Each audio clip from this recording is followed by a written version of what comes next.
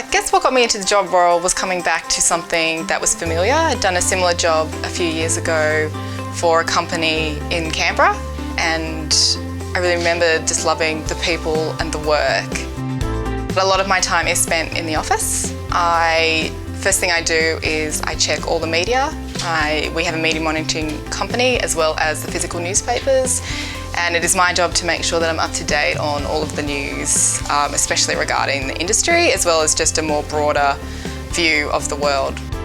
From there, it's really varied. It can be writing a submission, writing a media release. It can be organising an event through to organising visits to members, dealing with member inquiries.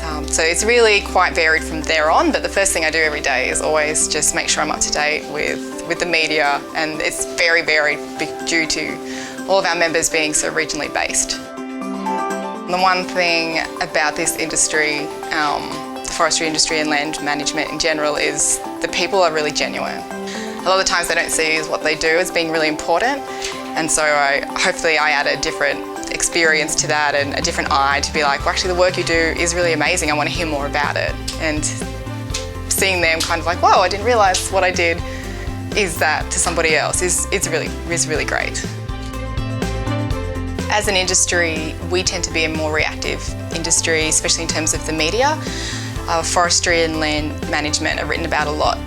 So dealing with the negative views of some of the industry and the social licence is quite a challenge. I believe in what they do, and all the people who work in this industry believe in what they do. So that's probably one of the main challenges I face in my role, is really educating people who don't know anything about it and counterbalancing the other views that are out there.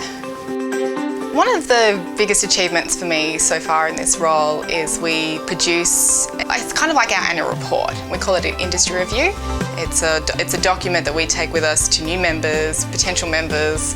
We send it to MPs. It's really highlighting the work that the industry does. And this year it was my job to write that. When it all came together and we got it printed and just in time to launch at our annual dinner, that was a real highlight to me, just to see something that I worked for months on. To actually have that physical copy, it was really great. If I was to talk to someone who was looking to study land management and or media and communications, I would tell them to absolutely go for it. It's so varied, and the good thing about media and communications is you get to deal with it all. That's the one thing that if I was to tell people about media and comms, is it doesn't just put you down one course. You get to experience the full breadth of land management.